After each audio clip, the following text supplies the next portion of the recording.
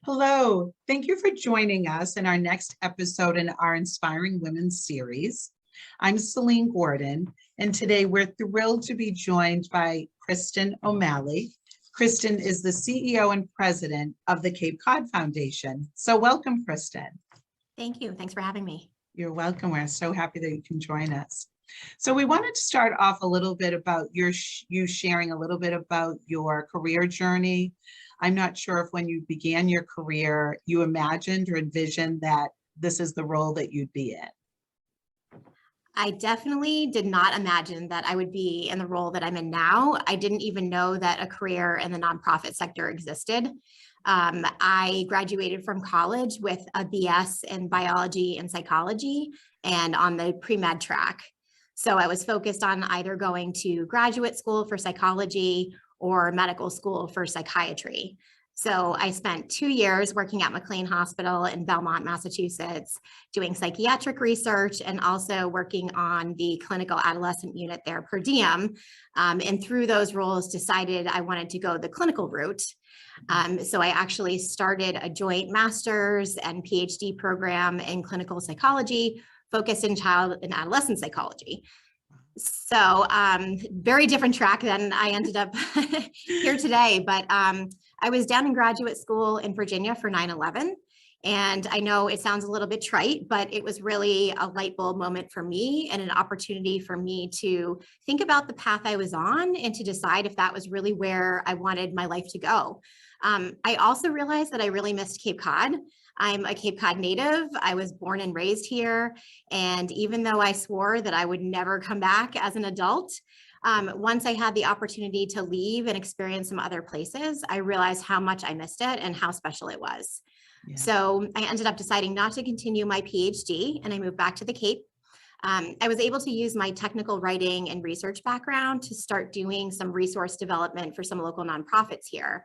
I had the chance to meet one of the team members at the Cape Cod Foundation, actually through a connection from my father, who was really involved with the nonprofit community here on the Cape. And in 2004, I joined the team here at the foundation. I spent 8.5 years on the program side, during which time I went back to school and got my MBA in nonprofit management. And I've been in this role a little over 9 years now, which is crazy. And it's the best career I never knew existed. Surprises can be wonderful things, actually. They can, absolutely. Yeah. So I'm curious, you mentioned your dad and some other folks that, sort of traveled your journey with you a little bit.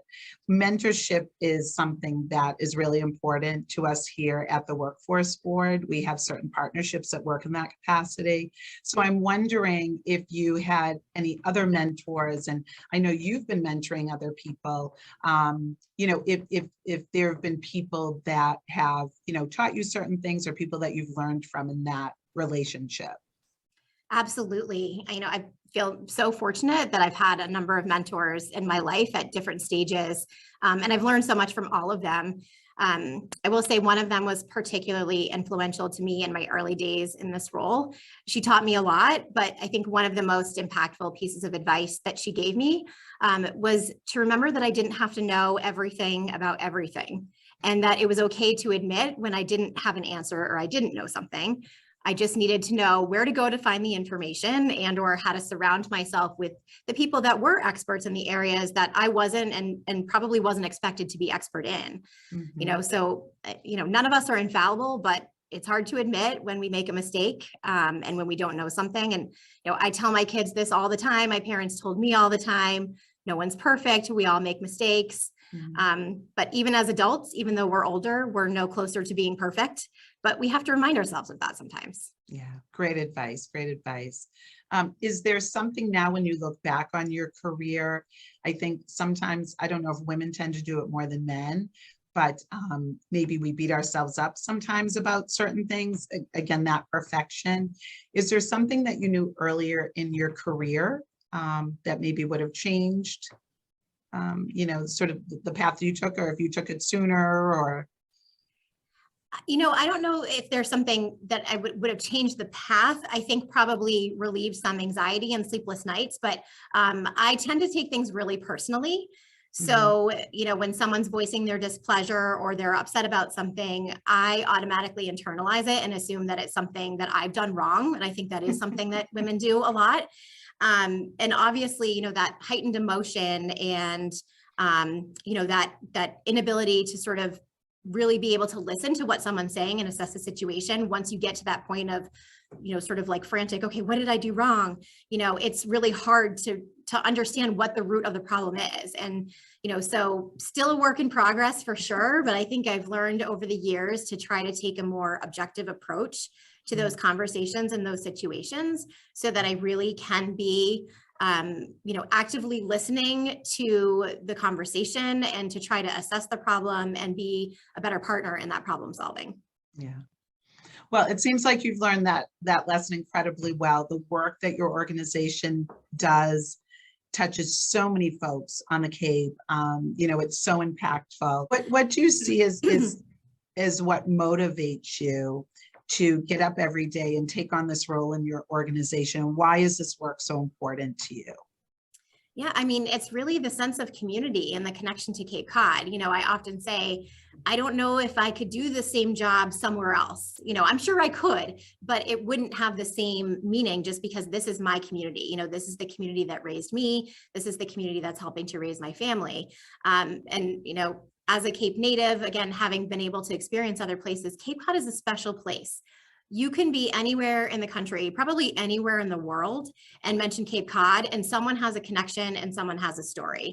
You know, so in this job, I get to be around people all day long who share that same passion for Cape Cod and the passion to make it a better place. And so, you know, if I can play even just a small role in helping to make this a better Cape Cod and a stronger Cape Cod for my children and their peers and generations to follow, then I'm all in. So. Yeah. Well, your commitment is certainly evident. You know, so many people in our community look to you as a leader and, you know, as a vocal advocate of all of the things that make Cape Cod so special, and also the work that still has to be done, because there are challenges. But when you look at yourself in this leadership role, is there anything in particular that you learned about yourself by being thrust into this position? Absolutely. So, you know, I think my role growing up with my friends and peers was always that of the peacemaker and the mediator. You know, I was sort of always the one in the middle of conversations that people were coming to help them solve problems, which, you know, I think is something that has extended into my professional life. And when I took this role, I had the opportunity to work with a career coach.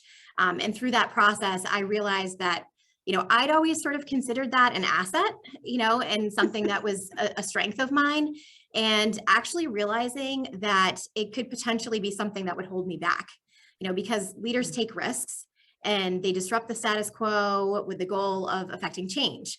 And so if you're always playing it safe and you're always, you know, sort of walking that line down the middle, are you really actually going to be effective at creating change?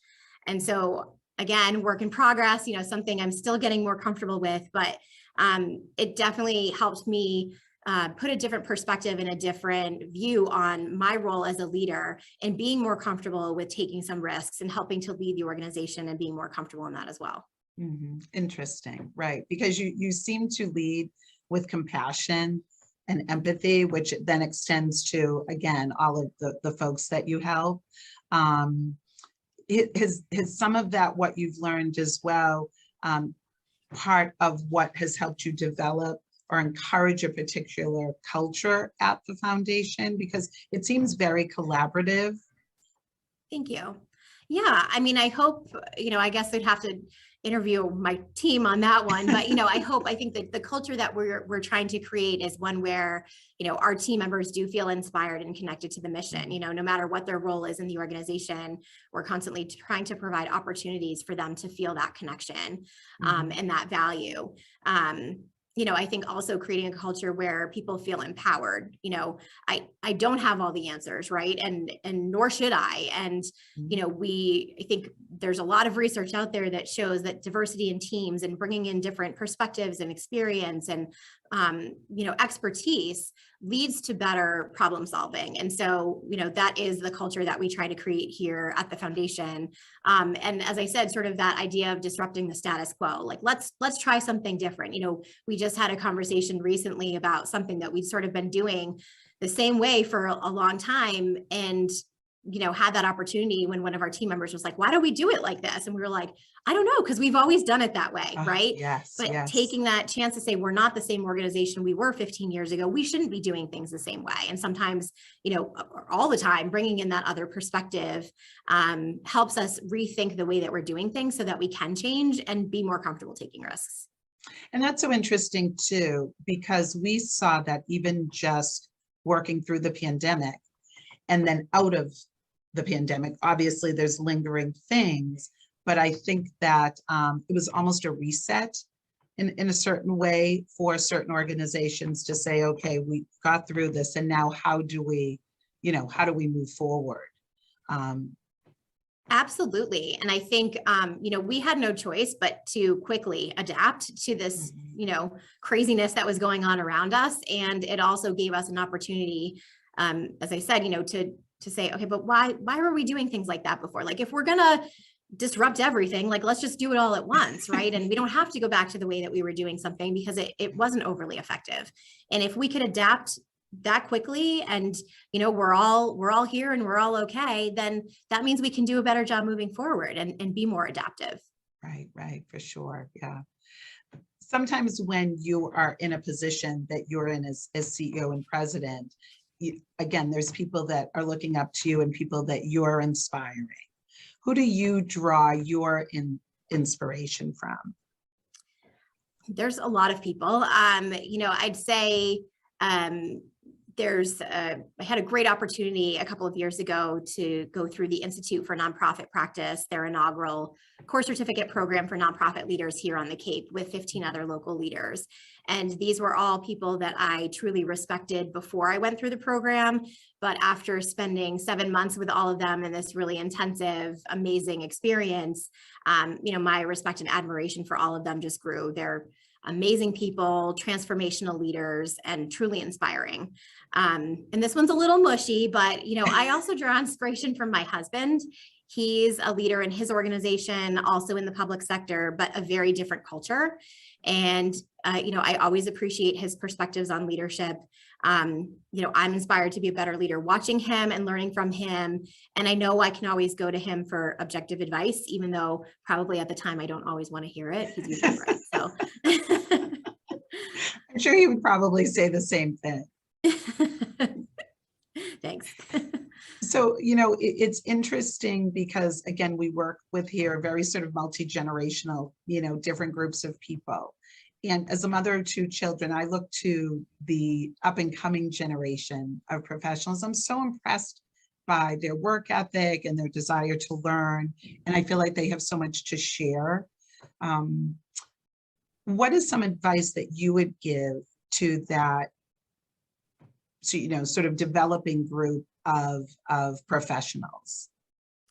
Yeah, I think the best advice that I can give is trust yourself and be confident. Again, I think as women, we tend to second guess ourselves a lot and, wonder, are we ready? Is it time? Am I the right person? And I definitely had that. When I took this role, I had a toddler and an infant at home, and I was wondering whether I was completely crazy for taking something like this on and whether I was really ready to do it. And then once other people started asking me the question and wondering whether it was the right time or the right opportunity or I was the right person, that's when it really motivated me to work even harder to prove to myself that I could do it. Right, for sure. So you get to, work in this fabulous place that we all consider paradise. Working and living here is different than visiting, for wonderful reasons. But what would you say that working on Cape Cod, and I know you mentioned being born here, you know, and growing up here, but I think sometimes it's a different perspective when you leave and then choose to come back. So what's your favorite part about working on Cape Cod in the capacity that you do? Yeah, I mean, hands down the people. You know, I love hearing stories from our donors and our volunteers and the other people that we work with about their connections to Cape Cod and, you know, why they're here and why they love this place and why they're involved in philanthropy, you know, what experiences they've had in their life that put them in a position to be able to give back. And, you know, why they're choosing to do that here on Cape Cod. I'm also constantly inspired by the hundreds of nonprofit organizations that are here working to make Cape Cod better. And I mean, the work that this community has done and our nonprofits have done and stepped up in so many ways, especially over the last 2 years, has just been astounding. And, you know, for us in the organization, as I mentioned, you know, trying to disrupt the status quo and never standing still, you know, I think that that's exciting to me. I think after 17 years here, you'd think that I would have seen it all, but really every day is a new adventure and a new challenge. And we have a super supportive board and again, a core team members here and volunteers who, you know, are willing to think outside of the box and think differently about our role as an organization in the community and how we can really add value in helping to impact change here on the Cape. Yeah. Well, you and your team are certainly doing that. We're so grateful for the work that you do and really appreciative of the time that you could spend with us today. So thanks so much for being here. And we hope to speak with you again soon. I'm honored. Thank you so much.